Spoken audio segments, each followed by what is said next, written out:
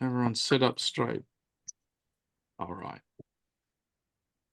So Denise, I believe over to you.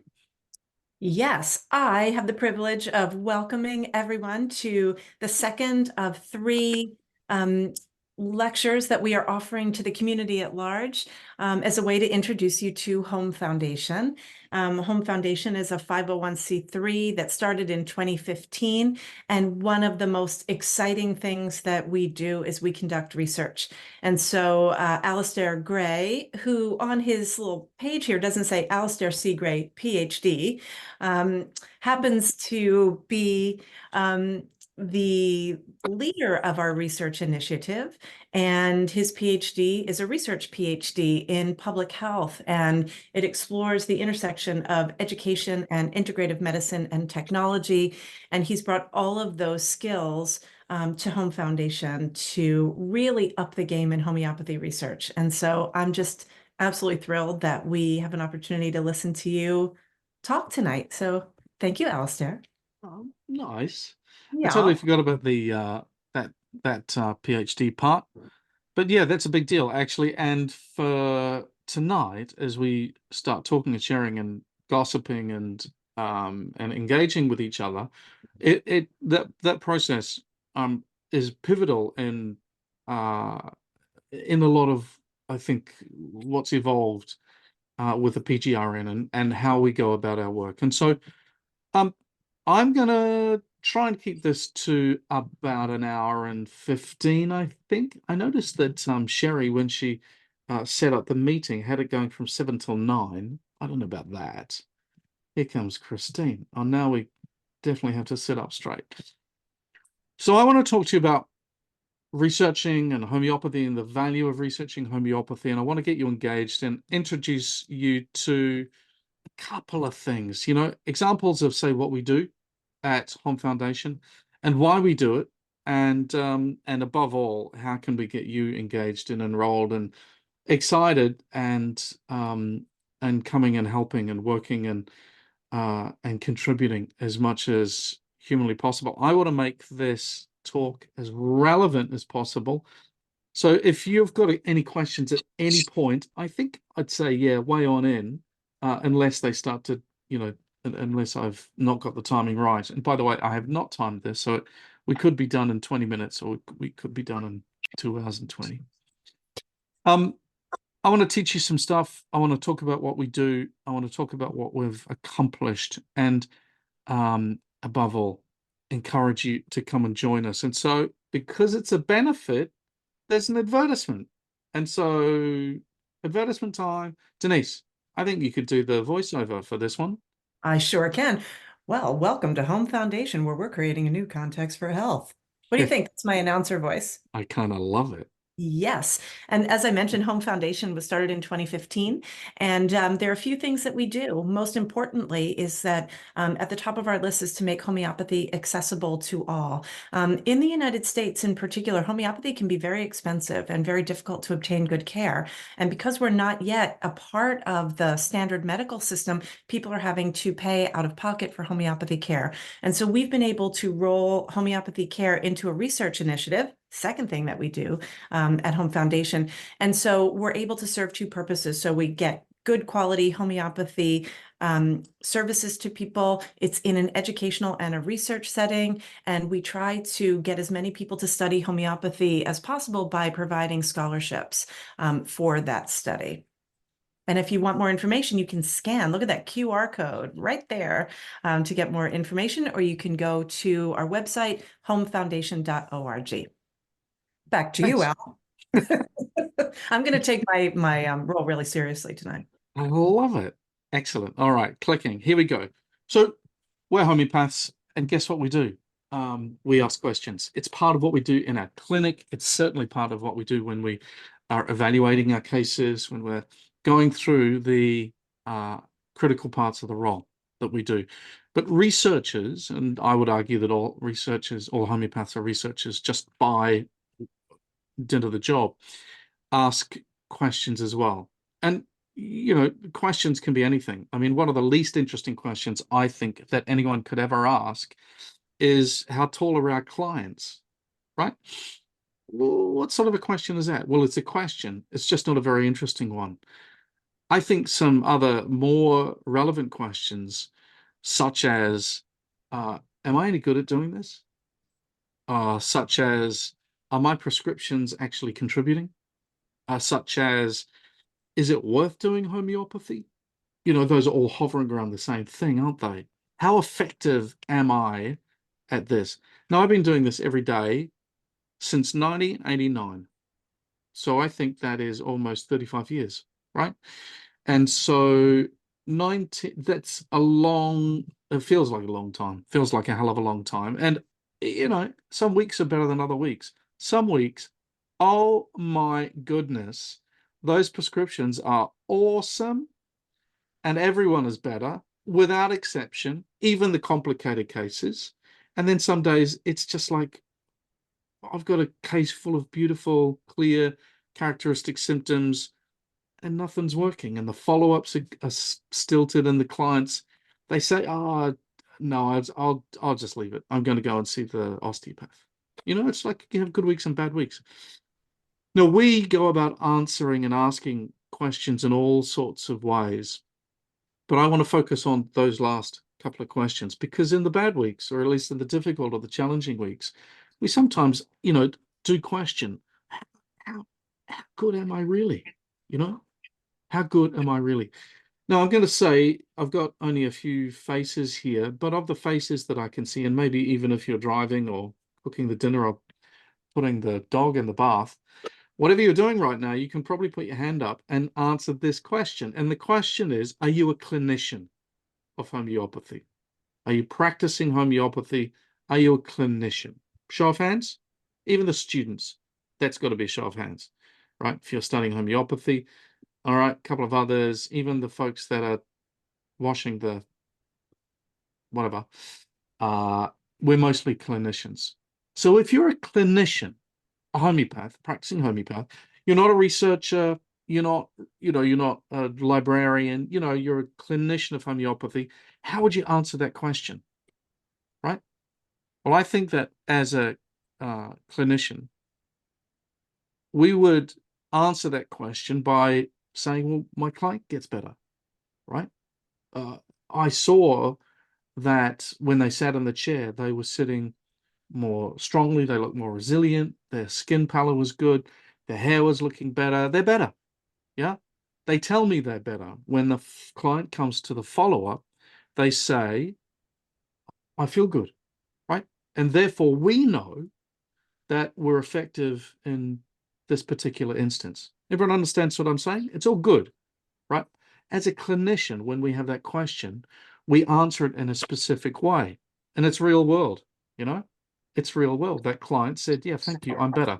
They might even have said, yeah, my headaches are 50% better. They might have given you a number. Now that is, in the scientific world, n equals 1, right? The number of people in the sample is 1. And that understanding is experienced. Now, we know things for certain because of experience. That's called empiricism, isn't it? We know that things are certain in the world. We know for sure that something is true because we have experienced it.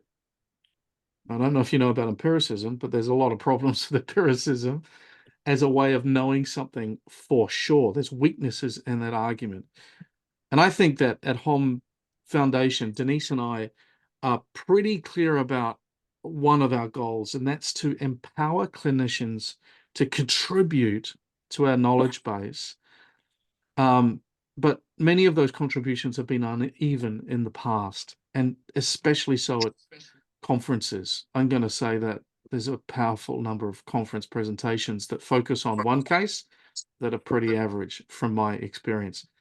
Andrea, just going to mute you there. There you go. All right. So how best to go about understanding the ways in which clinicians answer questions and feel good and sleep at night about their work and taking it to another level. Now, without poking too many holes in, but my client said that I'm better, what we've got to acknowledge is that is a pretty subjective statement, right? It is a subjective statement. The homeopath observes. There's a couple of students in the house here. You and I both know that every now and again, in a clinical situation, in a follow-up, we might look at each other and go, well, I'm going to continue this remedy because I think the client might be getting better. And then someone else says, oh, they're not. It's subjective. And in fact, if we look at it in the cold light of day, to an extent, it's biased. And this is what science, or let's call it the application of good science, is really, really about. It's very subjective. You think it's better. I don't think it's better. And this is the difference between opinion, my opinion, Denise's opinion, Jenna's opinion, and Rita's opinion, and research. It's the difference, my friends, between opinion and what's known in medical circles as expert opinion and evidence-based medicine. No, I'm not a fan of evidence-based medicine if it's the sort of evidence-based medicine that's practiced in hospitals and primary care facilities all around the world at the moment. That evidence-based medicine, my friends, is run by insurance salesmen, dodgy ones, and lawyers, and to an extent, a couple of hospital administrators. Evidence-based medicine, the way that it's emerged in the early years of the 21st century, is not the evidence-based medicine of 1975. I don't know if you know that. I'm going to talk to you a little bit about it later. Now, it's like going to the, has you been to the Apple store? You go to the Apple store and someone in, you know, a 16-year-old in a blue t-shirt is called a genius. And, you know, they they kind of look through. I find myself being looked through at the Apple store. I'm saying hello over here, and they say, just go and stand over there, sir. You know, we'll get one of our geniuses on the job for you, but in a little later. But you see what I'm saying? If we just put the Apple store aside, there's a significant difference between opinion and science, or a significant difference between opinion, expert opinion, and research. Okay? Now, there's nothing like that family doctor who's been practicing 40 years that can impart 40 years of wisdom in a situation. I think you'd all agree with me that there's nothing like wisdom and experience in the field, say a field in a field, a healthcare field like this. But if it's genius or iPhone or iStorage expert opinion, no, very, very different. This is the challenge of n equals 1. It's the problem with n equals 1. And it's the problem, my friends, in homeopathy with case reports. Who's looked at HPathy? Right? You go online, you look at HPathy. It's full of case reports. Now, I will put my hand up and say for the first, here comes Layla, for the first, I'm going to say 20 years of my practice, I wrote up case reports. Every time I had a good case report, a good case, I thought about, is this one that I'm going to write up and publish and, you know, be celebrated as the, I don't know, the person that's got the case of, you know, the difficult case using that very obscure small remedy. A lot of folks do it, right? You'll acknowledge that. But the problem is they're mostly done poorly and they lack an acknowledgement, usually, of the massive amount of other interventions that are going on at the same time.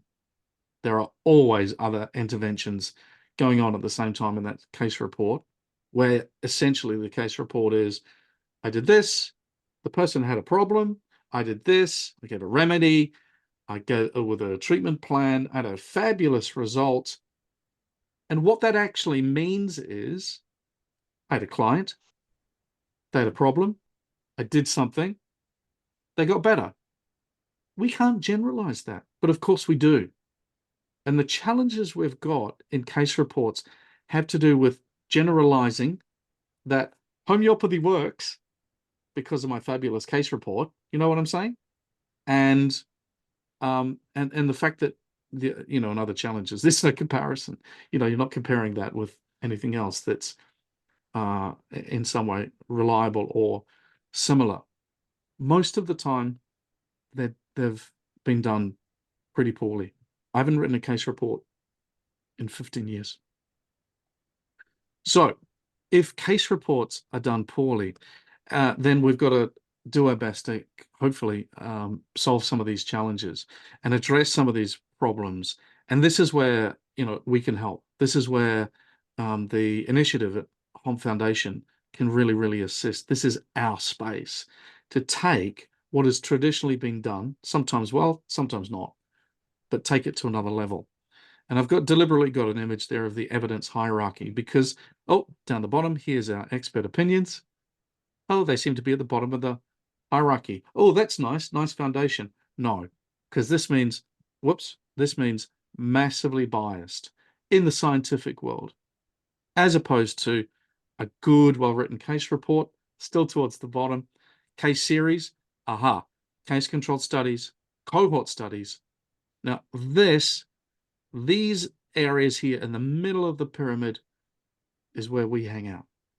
That's where we as homeopaths, as clinicians that are wanting to contribute to the research base in homeopathy can spend their time, because I don't know how to do this really well.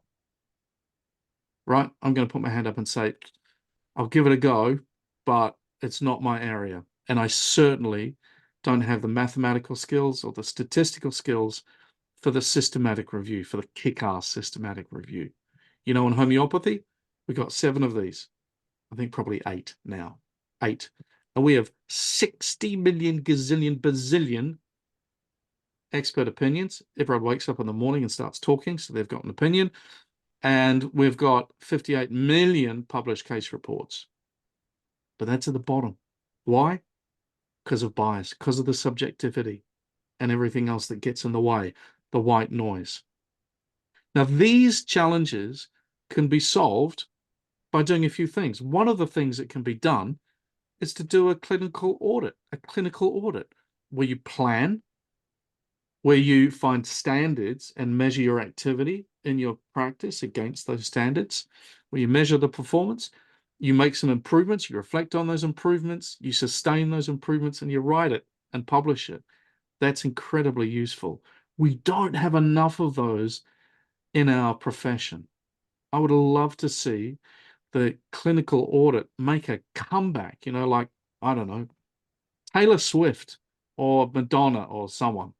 It's time for the clinical audit to make its way back, because they will be published, and not on HPathy. They will be published in peer-reviewed journals. In the same way that we can address the challenges of N equals 1 by using measurement tools. And that's what I'm going to show you tonight. They can be simple, doable, and not onerous.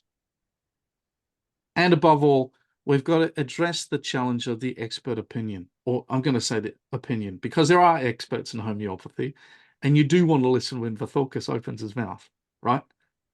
40 years of experience means something. You've got to listen. But no, not just because someone has woken up and starts talking. There's plenty of less expert opinion of what we do. And so for me, I love the idea of an evidence base that balances opinion. I love the idea that expert opinion is balanced alongside of relevant, doable clinical evidence. I love the idea, and this is the importance of Sackett, the founder of evidence-based medicine. When he's doing his magical work in the 60s and 70s, there's 3 parts to evidence-based medicine. There's expert opinion, there's the clinical study, and then there's the perspectives and traditions and the cultural beliefs of the user of the medicine, right? And that's what evidence-based medicine started out as. Now, it's clearly been, I'm going to say, perverted, or at least, dominated by other interests that we can't do much about at the moment. But that is a form of medicine that I want to be involved in, that honors traditions and science. Yeah. And so here at HOHM Foundation, at AHE, when we sit down to eat, what we're actually doing is that we're honoring constructivism over reductionism. I don't know if you know that, but that's basically, if you're here, then you've got a toe, or at least your whole foot, or most of your body weight, in the constructivist paradigm, where we value effectiveness over efficaciousness, where effectiveness real world effectiveness is more important than what goes on in the laboratory. We value clinical research over fundamental research. And that's just a little dig at those folks that love to know about how homeopathy works. I don't care. Doesn't really matter. Not from my point of view. I want to see that it works. People want to see that it works, not know how. We want to do observational cohort research over RCTs. We want case series over n equals 1. And we want to use measurement tools as opposed to guessing, which I think has been going on for a long time. And this is where evidence and expert opinion have got a place, where traditional and scientific evidence is valued, and where you're involved. And that's where practitioners are engaged in assisting. Practitioners are involved in creating the data and then hopefully analyzing the data as well. So it seems to me to have a menu or a feast like that is not hard. It's actually not that. We don't need to lose our values if we get engaged in research. I think that's a very important thing to realize. We can understand and, when necessary, articulate who we are and what we stand for. We are, I'll say it again, if you know it or not, but from a paradigm perspective, we're constructivist in our ontology and epistemology and our methods. We're not positivist. That awkward, clearly out of date paradigm is a thing of the past, but we're in this transition between the two. And sometimes the institutions and the institutionalization of one paradigm gets in the way of the free flow of the next. But we are in the right place. We don't need to lose our values, but we do need to address the questions that face us. And I believe with rigor and method, but our rigor and method. I'm not suggesting laziness at all. And therefore, we're appropriate. We use measurement tools. Where appropriate, comparisons of our observations. And these points of emphasis immediately raise what we do when we're able to publish and talk about and rant about and yell about our findings. And I think that is a really, really critical point, right? Now, and that's me clearing my throat and getting going. Denise, it's time for an advertisement. Ta-da! All Now, right. tell us about your perspectives of the origins of the PGRN. I'm really excited about this because, to the points that Alastair has been making about how challenging and difficult it has been for homeopaths to really engage in meaningful research.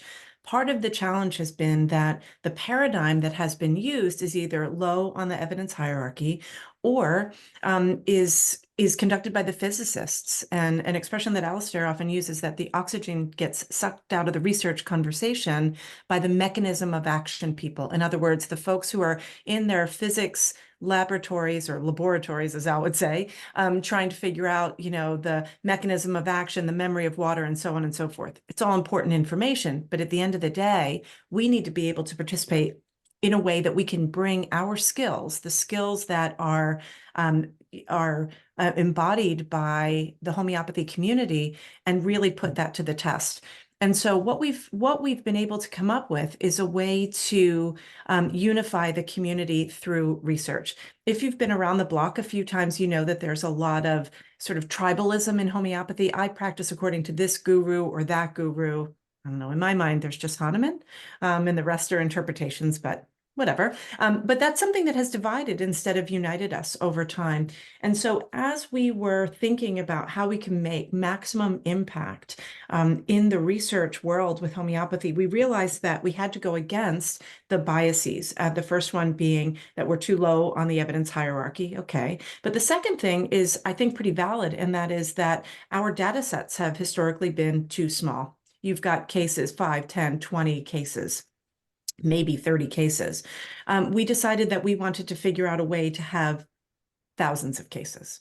And one of the ways that we can do that, we have a few ways that we can do that. One of them is that we started Homeopathy Help Now, and we've seen thousands of cases. I think we have another slide to talk about that. But when it comes to the PGRN, or the Practitioner Generated Research Network, we came up with and it wasn't intentional, but the research design actually removes all of the tribalism in homeopathy, and it does it in two ways. So the way that we look at our research at Home Foundation is that it's from the client intake to the peer-reviewed publication. Yeah.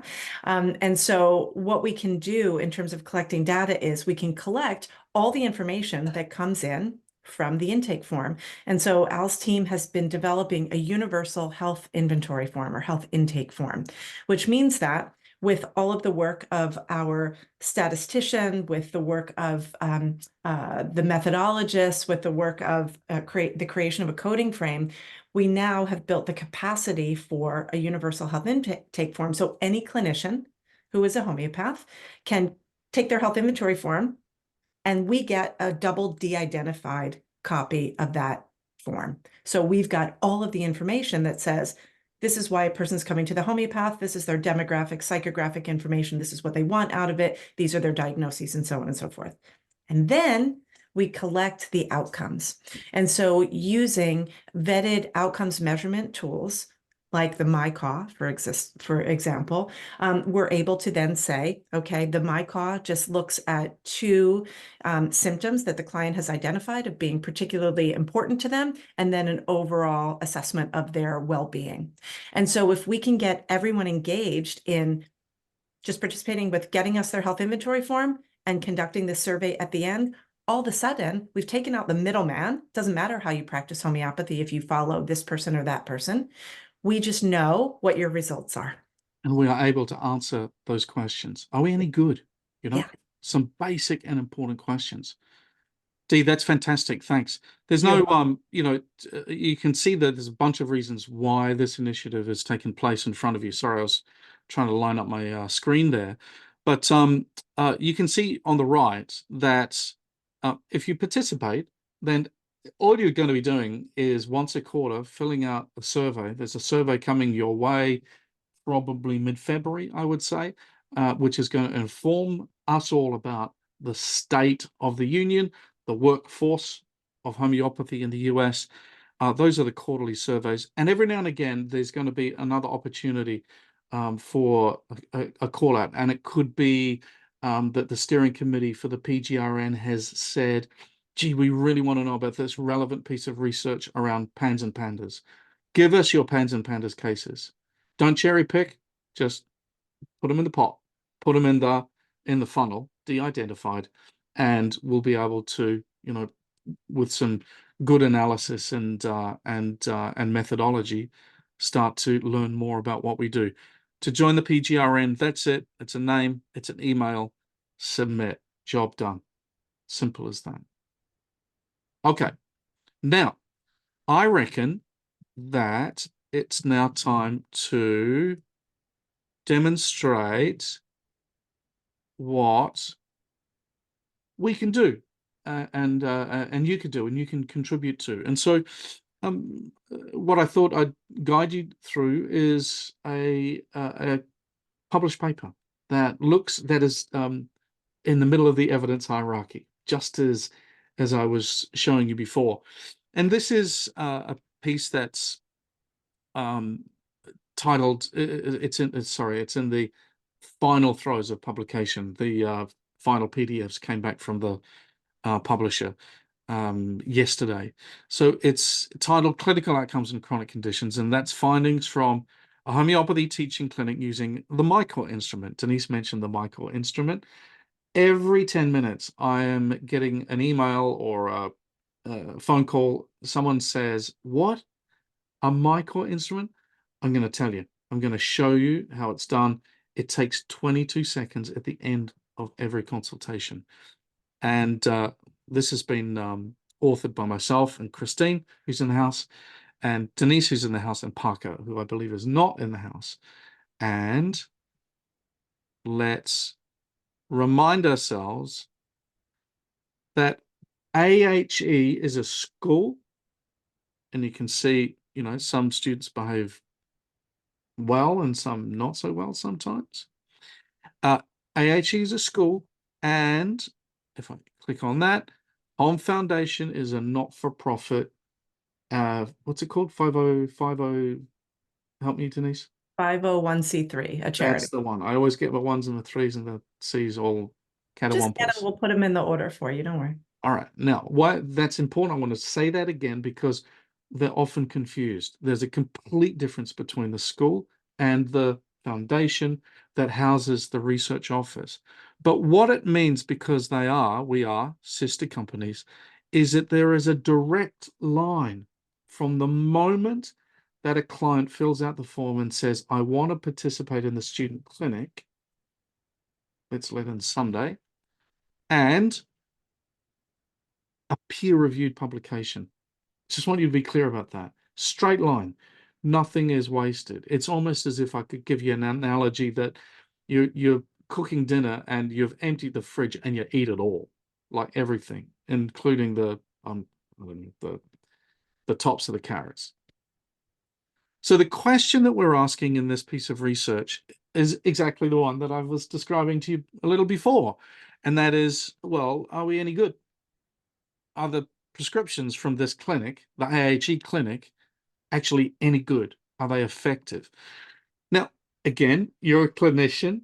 How would you go about answering that question? Well, I want to show about the way that the research office went about answering that question to just get over some of those challenges and hurdles that I've discussed earlier. We published it in Homeopathy, and that's in our profession, a kick-ass journal, peer-reviewed journal. So what I want to say to you is this: there are 7 highlights. 1, 2, 3. No, there's only 6. All right. A series of 38 cases were analyzed from our clinic in 2020 to 2021. All right. Of the 30 clients who had 2 follow-ups, there's an average decrease of 1.67 points on symptom 1 compared with initial visits. What? You might not be familiar with any of that, but don't worry, I'm going to explain it to you. But it's an important number, it's an important series of numbers.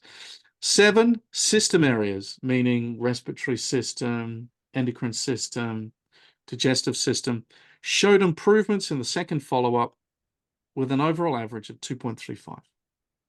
Every now and again, folks, when you're in research, you've got to make noises. When you see a number like that, that's where you go, oh, and it's got to have a little, it's like that voluptuous itch rubric. It's good if you have a little bit of a part to the noise. The decrease in the main symptom scores were observed for all body systems, except we don't seem to be any good with the dental and oral system, which showed no change. Isn't that interesting? This group, not going to generalize, but this clinic didn't seem to be so good in 20 and 21 with anything going on in the mouth or the teeth. Positive changes in wellness scores were seen amongst male identified clients in the 3rd follow-up with the kick-ass score. And this study found improvements in symptom intensity and well-being across a diverse population with a wide variety of problems. Now, sometimes in a peer-reviewed journal, they want the bullet points because it's a bit like, what is it like? It's a bit like you reading the headline in the news in the morning. Do I want to read this article? Well, those are the highlights. If I get into it, we're talking about AHE. That's the school. The dates are 20 to 21. And AHE is a teaching institution. And we have chosen this outcome measure. Just as we would get a ruler to measure our foot, we are using the Michael instrument to measure the improvement of our clients. Now, the Michael instrument, it's a client-centered questionnaire, and it is designed and evaluates and is validated, meaning it's gone through quite a process to be agreed upon that it is great at measuring how people improve. And the goal of our study, well, it's to highlight outcomes, to find out if we're any good, using this in a supervised teaching clinic, and thus add and contribute to the literature. All right. Now, I'll just say a couple of other things about that instrument because it is a client-centered questionnaire, and it is simply administered in the following way. A client comes in for their first consultation. you do the consultation. But at the end of it, you take 22 seconds or 45 seconds, somewhere between the two, and you ask 3 questions. Tell me about symptom 1, rank it. Symptom 2, rank it. And your overall sense of well-being in the last week, rank it. It doesn't say anything about the hair loss that you came in. It doesn't have anything to do with qualitative descriptions and all of the homeopathic work we do. It's different, but it's useful in this situation. Okay? So, new clients turn up in the clinic. And there's a paragraph there in our paper about the clinic and basically how the form is administered. It's anonymized and it's stored, and just confirming that the setting was in 20 and 21. And also another statement about how clients arrive in our clinic. I suppose when you're writing a more scientifically orientated paper, you just really need to describe the setting and the sample in much more of a detailed way. You know, basically what happens, people come to our clinic and we go about using homeopathy to engage with them. But it's important to have that statement. In this study, there are 37 participants that are female. There are 11 that were male. We don't collect information about ethnicity or any of that stuff. And the ages range from 1 to 80. I'm going to show you a couple of graphics about that in a minute. This is where Uncle Al gets a little grumpy, because we actually didn't have 38 clients that year. We had 48. But 10 clients did not have a second MyMop follow-up questionnaire filled out. Now, that either means that a client came for one consultation and then left. That happens every now and again in homeopathy. Or student practitioners didn't collect the second lot of details. And in fact, unfortunately, look at that, the balloons have gone off. And the balloons went off by themselves. I swear I did nothing. And it's the wrong time for the balloons, because I know that it's the second of those 2 options.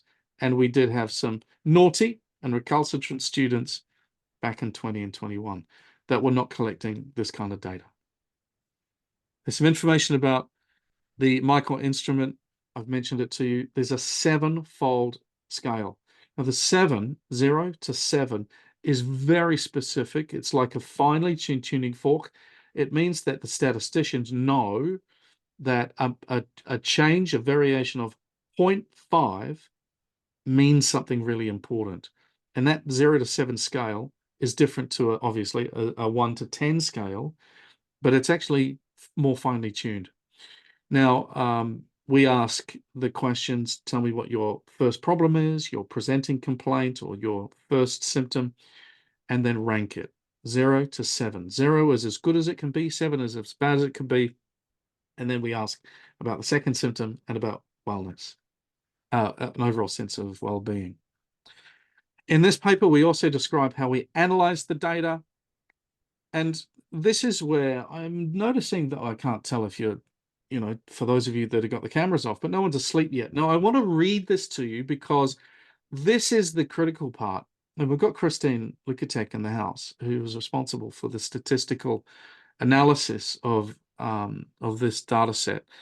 But I want to read this to you to understand the difference between opinion and research, the difference between expert opinion and science. So the raw questionnaire data were de-identified and entered into an Excel spreadsheet. Different scores for symptom intensity are analyzed. Now, let me explain what this means. It means that Denise, right now, she's touching head, she's got a headache.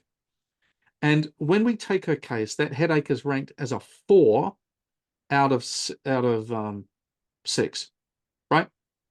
She says, my headache, it's a bad headache. Now, she gets a homeopathic intervention, and the next time we meet her, the headache is a 2. So for her, her symptom has gone from a 4 to a 2. Bex, she's leaning on a hand right now because she's a little bit sleepy. Her presenting complaint is sleepiness. Her insomnia, she ranked at a 6. It was terrible.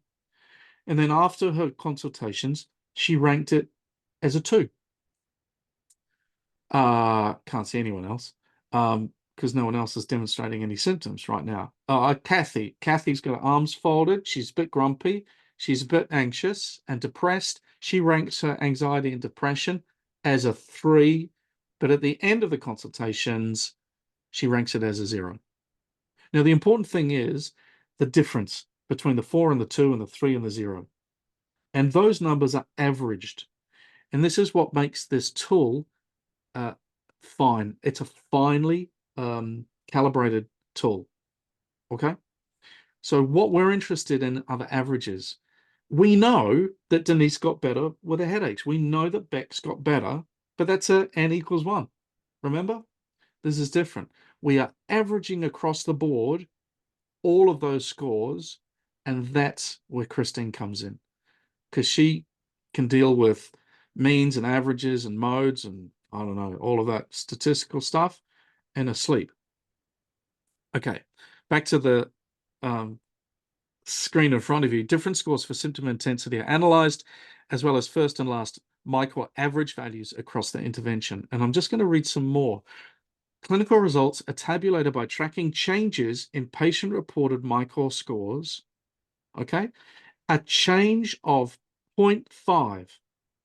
Denise, if she'd said my headache is a 3.5, that is still a relevant and observable change. But she didn't. She said, oh, now it's 2. That's a winner. Chicken dinner. So a change of at least 0.5 in my core is considered what's known in the biz is clinically meaningful.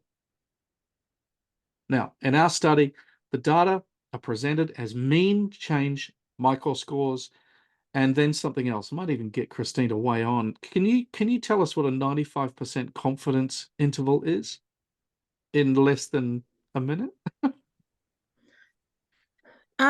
It gives us the range for what's acceptable actual evidence versus something that might be due to chance. That's a very quick answer. But No. anybody ever wanted to have a conversation about it, happy to have a one-on-one conversation with absolutely anyone. Right, it's really interesting, but that's statistical speak for confidence and chance. The results cannot be because of chance if we get a confidence interval, if we get a score outside of a confidence interval. Really, really important. Okay, now that means that when, and by the way, this is the difference between opinion and research again.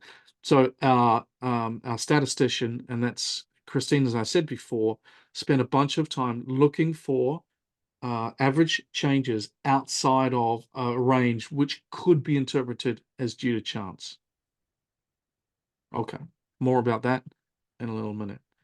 Now, oh, by the way, just important, you might not, well, this is not important at all, but the specific software package is, the statistical package is called R software. That's what is used. And a number of other statistical tests were also used, t-tests and something called Wilcoxon matched pairs. One of the reasons for using those two filters was because of our sample size, and that sample size at the end of the day is a small one. But let's move on. Ethics, we don't need to talk about that. And it's now time before the results. Can't find the results. They're having a third advertisement. And so our third advertisement is this. I'll do it. Denise is busy. Oh, no, she's back. You talk about it. Dee?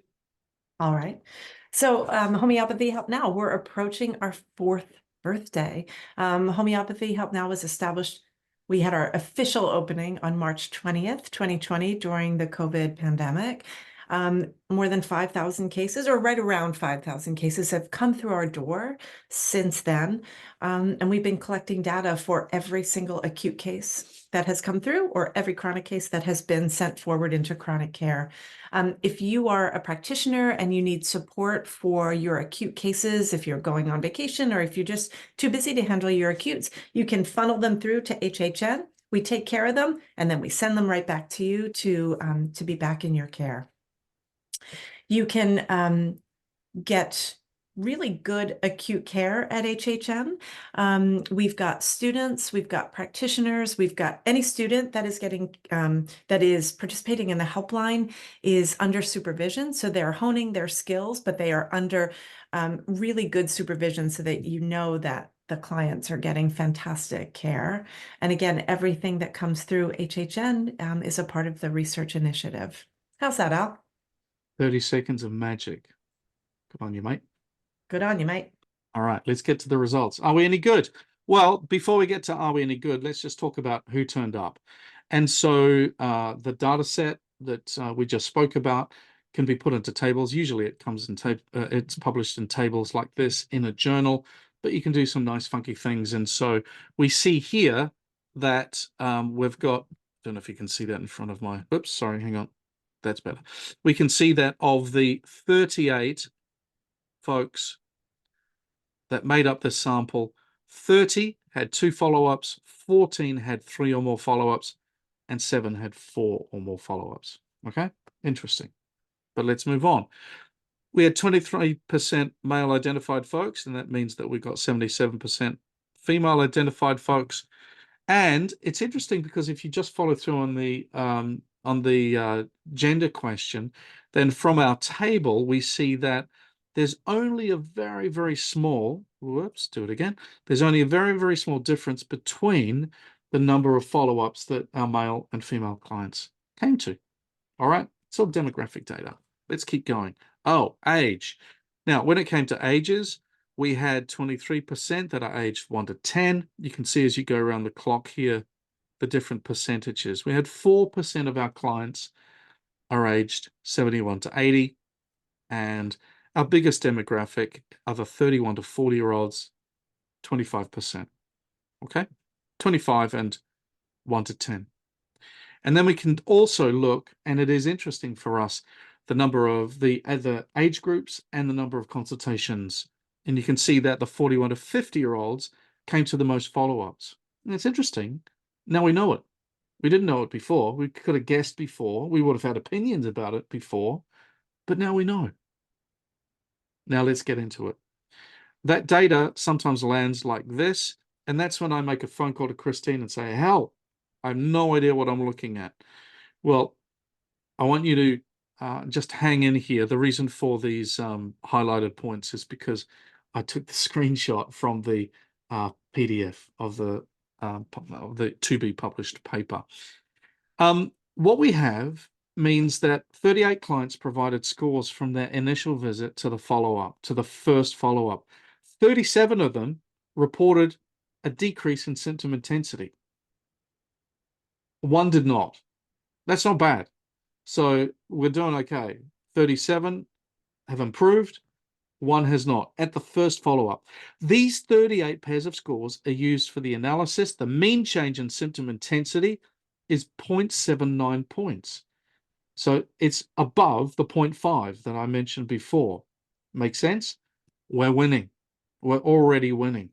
Now, using a t-test, a statistical test, the difference in scores is calculated to evaluate the change in first visit to follow-ups, and the change was significant from a statistical point of view. So we've got observable improvement, we've got statistical significance. However, because of those confidence intervals that Christine mentioned before, we don't have clinically meaningful change at this point. Now, what have I just said? From the first to the second visit. Now, as you know, 30 clients recorded scores from the initial to the second follow-up. That's the third visit. 29 experienced decrease in symptom intensity. We're still winning. The mean delta is 1.6. So that's 3.5s. We are seriously winning now. From the initial visit to the second follow-up, using that t-test, we're still statistically significant. We've got a number that's in stats below 0.05. But this time, I'll read this to you. The mean delta MyCore is 0.5 or less than that. And also, the 95% confidence interval did not overlap. And so the improvement at second follow-up is clinically meaningful, and then the people cheered, right? What we've now got is statistical significance from a purely statistical perspective. We got clinical significance from from that perspective, as well as observable improvement. And it goes on, because you can see of the 14 people for whom all of the 14 that came to 3 follow-ups experienced a decrease in symptom intensity. Sorry about that. And lost my place. The point is that we have statistical significance and clinical significance with this group as well. And then lastly, we lose the clinically meaningful statement because of the confidence interval for the 7 folks that turned up for more than 4 follow-ups. We can see that in another way on that graphic, but I'm just aware of time. And so I think, Christine, do you want to speak to this graphic?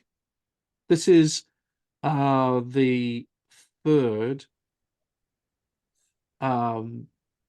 table. Yeah, I think that I thought this graphic was important because for a T-score to be to show that the differences in means are significant, it has to be on average 2 or more, and that's the absolute value. Doesn't matter if it's -2 or +2. And the T-scores that we had for these different things are in the what looks like teal to me, and those the T-scores are statistically significant.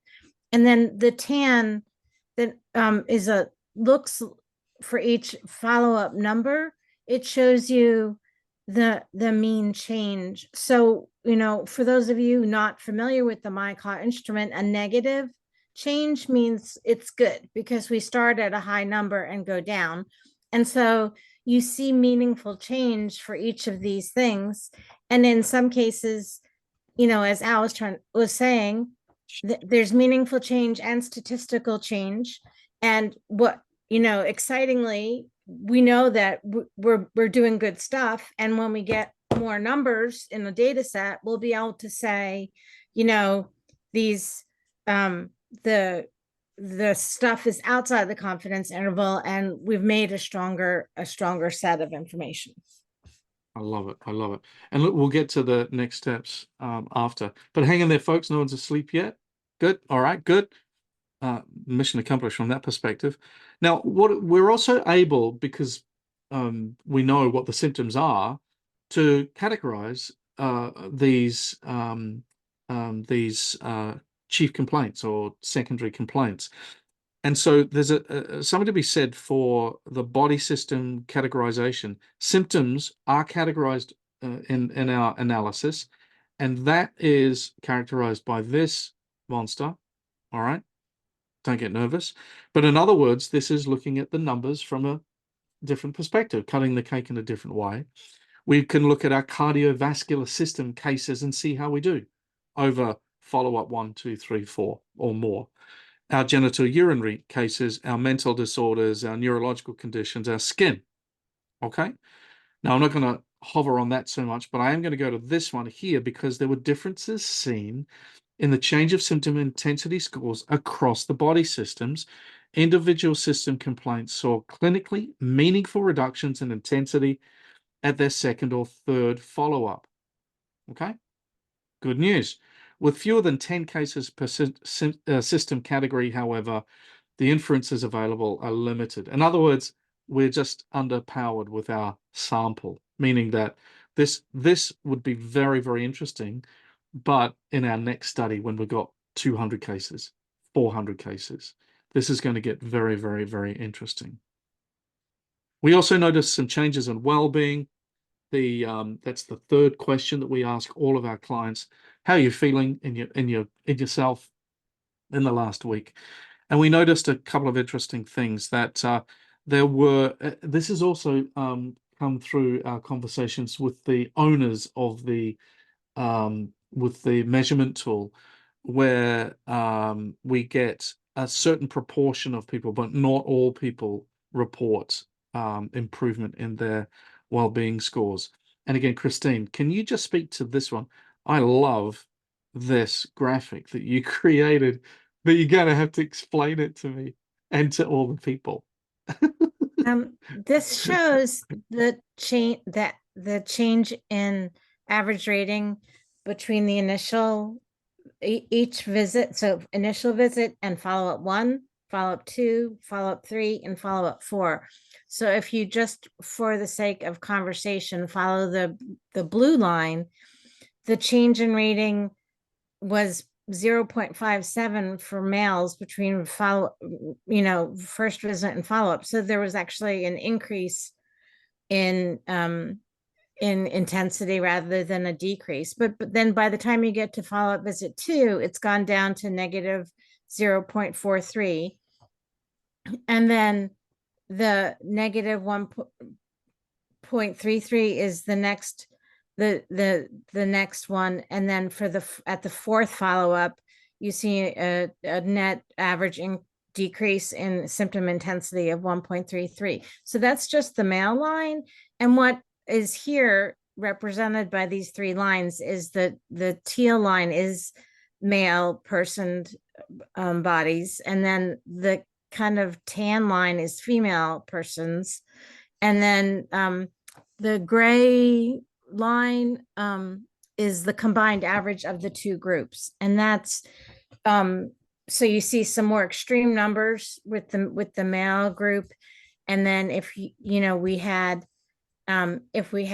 people that didn't identify as being male or female, we would have included them, but we don't have that in the data set that we used. And you have the average, the composite number in the middle. I love it. And can I tell you what it also means? It means that when it comes to well-being, the blokes don't improve between the 3rd and the 4th and the 5th and the 6th. We don't know about the 5th and the 6th consultation, right? And the women, actually, their well-being on average, or both the women and also the overall average, just slips a bit between 3 and 4. And that's interesting. Like, think about it. Why would someone not continue to improve between the 3rd and the 4th visit? All right. Now, hang in there because I'm almost done.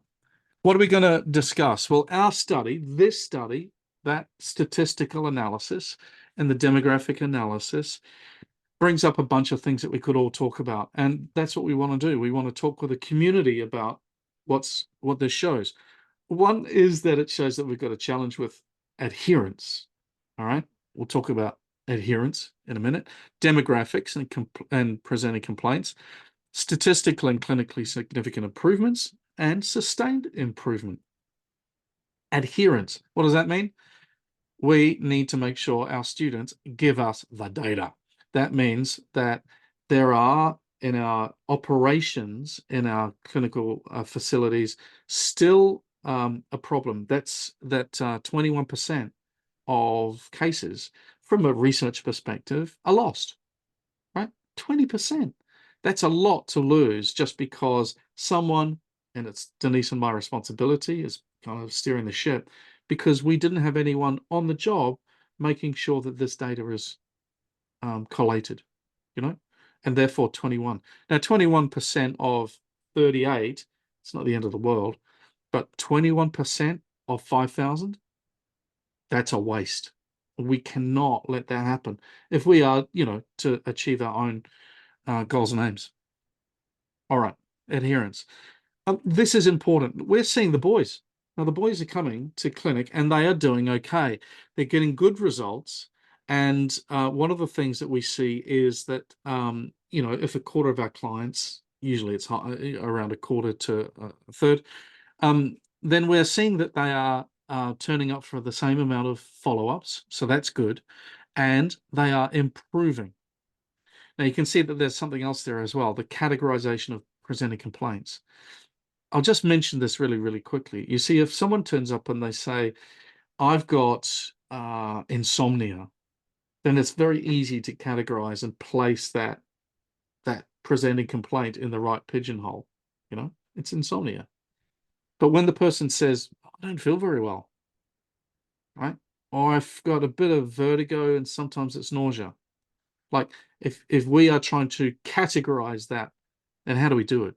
And so if I'm going back, let's go to, yeah, this chart, then you can see these are conventional medical categorizations. And very often, I'm going to say very often, we were challenged in our analysis because our clients' first and second symptoms really didn't fit beautifully or tidily into this. You can just imagine your last client, Denise, you had a client yesterday who had eczema.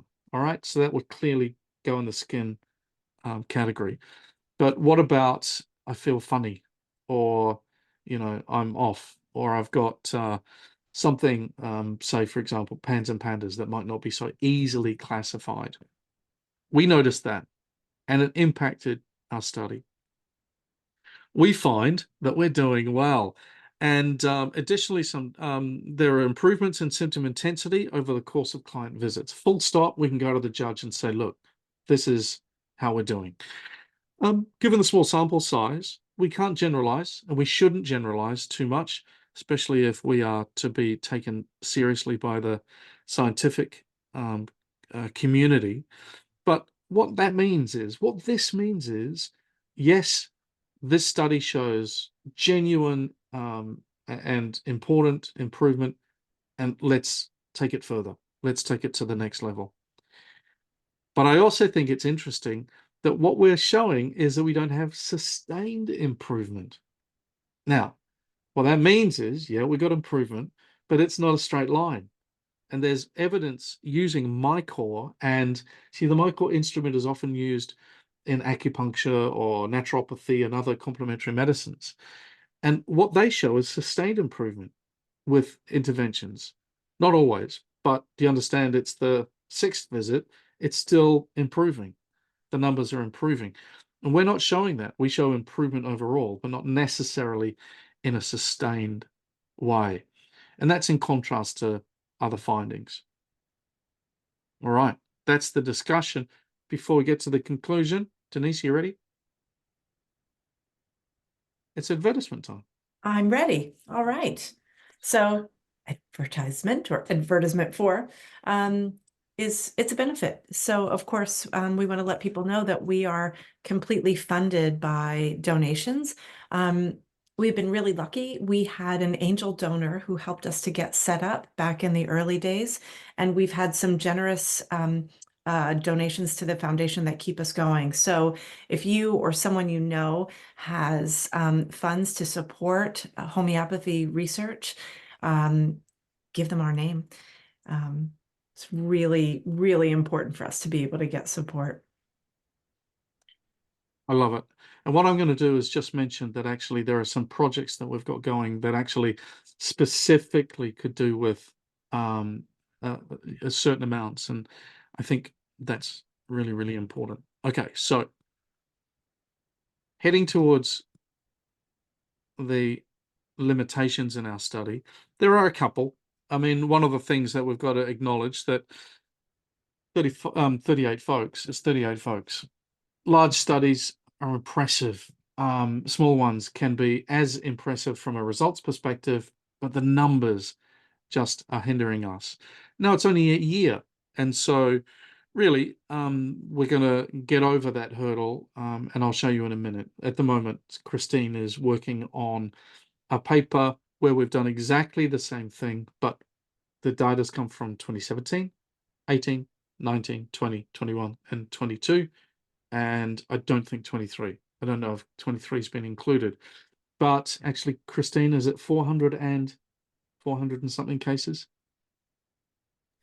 There are 400 something clients. I'm not sure the total number. That those numbers aren't as fixed in my head as this project that we've wrapped up here. Yeah, exactly. And so, to the sample size, as time goes by, we've got some clear solutions there. The sensitivity of the instrument, I just think it has to be spoken about. It doesn't really attend to the way in which we go about homeopathy practice. And you can imagine that if like see, Denise and I run our practices slightly differently. I book my clients in for their follow-ups in a month, but Denise doesn't. She says, if you need me, call me. And so, of course, when her clients are coming back, their symptoms are starting to reappear. And of course, that has an immediate impact on the numbers. That's probably evens out. It evens out over a significant number of people. But I think the sensitivity of the instrument could be questioned. And, you know, of course, we're not going to generalize hugely. What we've done here is demonstrated that this little clinic, run by a bunch of passionate folks with good supervision, we do okay. And that's the conclusion. The conclusion of this study is that despite, oh, there we go.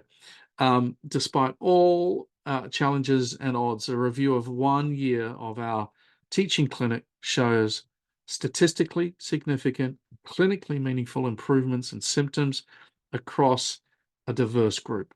And hoo-ha, the improvement is evident across multiple body systems. And, you know, as a consequence, this design, the study design, and the sample size, which limits it, means that we need to do more. And that's exactly what we're going to do. And I think the instrument, despite its limitations, is useful. And a bunch of references. All right. So you've got to always have the references, yada, yada. All right. So what have we discussed? Now we know that we are effective. We are real world effective. We can say that. I can sleep at night because now I know. I would have guessed. I can look at my diary and calendar and see, oh yeah, I think she's doing better just from my memory. But now we know. And with that clinical significance and statistical significance, I think it's really important to hear and articulate. And so I'm now going to just hit that slide because it looks like an advertisement, but it's not really. I think what I want to say is I've given you an example of what we do. I've given you an example of the work that has taken 4 people and a couple of helpers, perhaps start to finish, about 6 months work. It's not 6 months every day, but it's 6 months of work. And from start to finish, when we think about what we're doing at the PGRN, I think it's also an opportunity to show you that we've got a bunch of projects in the works to follow on from this. So, for example, from 2017 to 2020, we used a different measurement tool, and we're going to be writing about that. We've also done and conducted a clinical audit of the HHN, the Homeopathic Help Network. That's actually finished. We're just tidying it up, and we'll submit it for publication soon. But really, I mean, if you want to get excited, we have 5,000 cases from our acute clinic that have been that are ready. The button has been pressed, and we're evaluating and analyzing that data. I don't know if how Christine's blood pressure is, but you know, she's about to get a spreadsheet with 5,000 people on it with multiple factors to explore. I live for this stuff, right? Sorry to interrupt you, but I just Right. love it. So Thank God for that, because if you had hypertension, we'd all be in trouble. You can see that we've got a couple of other really important projects. Denise mentioned one about intake forms. The PGRN is interested in all of the intake forms, not only from us, but from you. And what you'll be hearing from us is a push, an initiative, a request that you start to use an intake form in your practices. Now, imagine you don't want to. Like Andrea, for example, she's just gone sideways. Can everyone see that? Andrea said, I'm a sideways kind of girl, and I don't want to use your intake form. Well, it doesn't matter, because we've still got a way to deal with that intake form as well. But we want them. We want to know who's coming to homeopathy. And this is the characteristics of users of homeopathy in the US project. And I think we're going to start getting down and granular and gritty with that project real quick. You're about to get a survey, those of you that are practitioners, as I mentioned, in mid-February, because the North American Workforce Survey is being designed as we speak. The questions are being polished, and that's on its way. And then we've got Tanya Kell in the house. Do we still have Tanya? Say hi, Tanya, if you're around, because Tanya is off to Brazil again to say hi to Dad and her extended family, but also to get work done on the homeopathy and the management of silicosis project. Tanya, do you want to say anything about it? I never realized how hard work research was and how meticulous you had to be about every detail. I've learned a lot. I'm sure I'm going to continue to learn a lot trying to get people enrolled. And I just really hope it works. So Yeah, there is that. Isn't it interesting? Because I mean, as researchers, we're agnostic, we're kind of non-denominational, where if we're just looking at phenomena, then oh, that's fine. But we really, really want the application of silica 12C to be effective in real world settings with folks that are really suffering from silicosis. And so, yeah, we've got our ethics application with the Brazilian Ministry of Health, and they've been silent on it for about 6 weeks. So we're really hoping to get a positive response from them soon. I'd mentioned this one. I think this project is fascinating because I don't know if you know about artificial intelligence in homeopathy, but it's here and people are using it. And that is a scary thought from my point of view. Let's investigate it. Let's talk about it. Let's do some studies about it. And of course, we've got, as I mentioned, a case series from 2017 to 2023, I think, of the use of MyCore and MyMop. And these are the projects that we are currently doing. What we have, let's just go back a step there, because look, there's Denise and I. Because let's not say that we have been busy on these projects only and the one that I've just mentioned to you, because the other important thing for you to realize is that we have been also very busy on many other projects. And so last year, 2023, we have a number of publications. You can see 4 here, 1, 2, 3, and 4. Findings from our office, strange or peculiar symptoms of COVID, that was published in Homeopathy. But I'd also just alert you to this one here, and this is the fact that Denise had a book. Well, I mean, it might be a textbook, who knows? It should be in the history of medicine, because this book here, I click on it, see where it takes us. Look at that, she's got her own web page. Hot off the press. Denise, you want to say something? I didn't know about that page. I'm a little bit stunned. Wow. Well, how do you think people are buying it? Well, because they go to this Yeah. page. I guess, yeah. Wow. Geez. So Can I say it looks fatter in this? Do you see this? yeah, I have a copy here. It's not quite, it does look fatter there. Yeah. I spent 4 years Johns Hopkins in the history of medicine department in the medical school.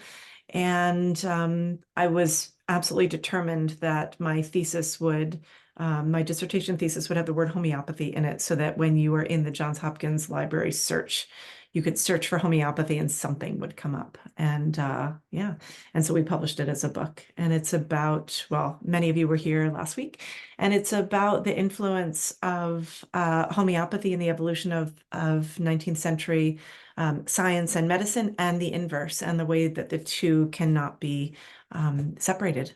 And it was quite a learning experience. So yeah. Hey, thanks for that, Al. That was a little No surprise. worries.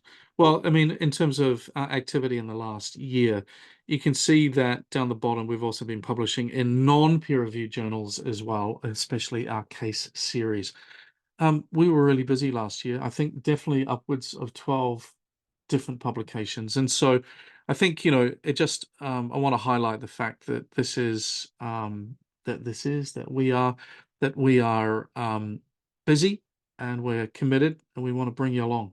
And I think that's the the last message. We've got plenty of hopes and dreams and future projects, clinical audits, and our findings from our low-cost clinic, and the education surveys, which will be coming out from last year. Lots of proving work that we can do. There's going to be no shortage of work. But I think, and as well as that, I'd also mention that, of course, we are happy to deal with, I want to help, but I don't know how to do it. We've got a 11 lecture course on homeopathy research, and we are totally happy to assist in upskilling, or if you want to donate an hour, we'll find something. We've got a willingness to improve, and let's say, the capacity of skills in research in our community. And then the last thing I'd say is this one, and again, this is an advertisement, and it is the future project that we are most passionate about. And I'll leave it for Denise to talk about this one, and that's it for me for this evening.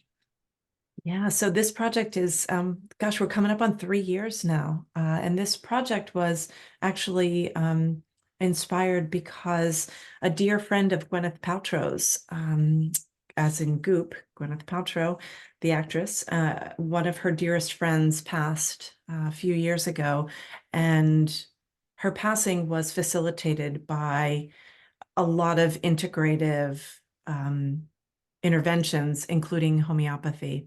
And so somehow they found me, and they asked if we would be interested in providing some homeopathy services to this project. And I said, well, you couldn't have stepped in at a better time, because we've got this telehealth service, and it's something that I've been involved with for a long time, is providing end-of-life care. And it has become something really exciting. We just had a meeting today about it. We're really looking to create a paradigm shift in end-of-life experience, and for people who are passing, and also their family, friends, and caregivers. It's a big undertaking. It's so much bigger than we thought it would be. We are working on a lot of legal aspects of how we can create a care directive for people who want homeopathy as a part of their end-of-life experience. We're having to recreate the research instruments, because the ones that exist actually don't mirror what we do. That was a big part of our meeting today. We're creating a whole infrastructure and training for homeopaths to be able to provide care for people who are at those end stages. And the way that the project looks is that we've got 3 tiers of care. And if we go to the final tier, is a person who is in the very last stages of their existence before they transition. Then there is someone who is hospice eligible, who is seeking out palliative care. And then there is a tier of this project that addresses the fact that people will come to us when they have received a life-limiting diagnosis. And one of the challenges in homeopathy is that there's really no sort of reliable directory that says this person is qualified to handle the complexity of someone's situation. And so with Molly Punzo, who's our medical director for this project, we are working on a vetting process so that homeopaths who are interested in providing care can take a course with us. We have a 3-section course. It's going to be 3 90-minute sessions that starts in May. And for people who are experienced practitioners, they'll be able to apply to be a part of this, what we call Tier 1, which is, folks who are qualified to be able to provide that level of, care for these complex medical diagnoses. It's exciting. It's terrifying.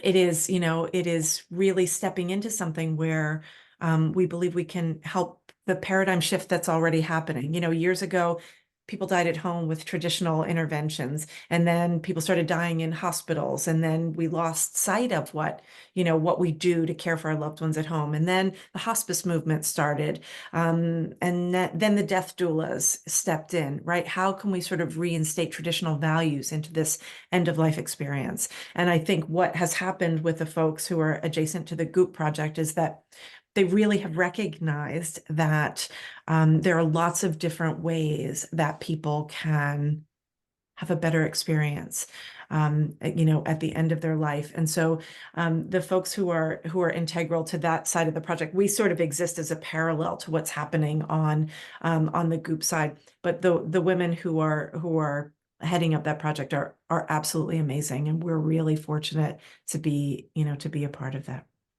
Yeah. Fantastic. Yeah. Folks, any questions? Or is it time for a glass of wine? Or a cup of tea? Or a sleep? Yeah, exactly. Anyone at all?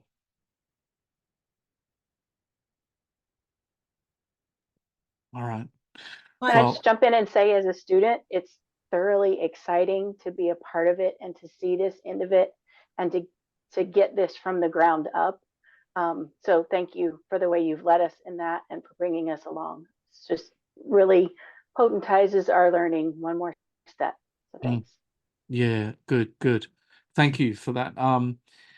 Yeah, sometimes I think the bewilderment of why are we doing this survey that takes 45 seconds at the end of each consultation, and perhaps to actually see a presentation or read a publication gives it some meaning actually, and some context. It's good. All right. Well, in that case, if there's nothing else, I'm going to wish you good evening. Have a great rest of your day, your evening. Have a sleep, and let's hit it all again tomorrow. And if you want to reach out, find out anything about anything that's been talked about today, then do not hesitate. And you can hit us at one of the websites, either AHE or Homeopathy Help Network. Thank you, Alastair. You're welcome. Take care. See ya. Thanks everybody for being here.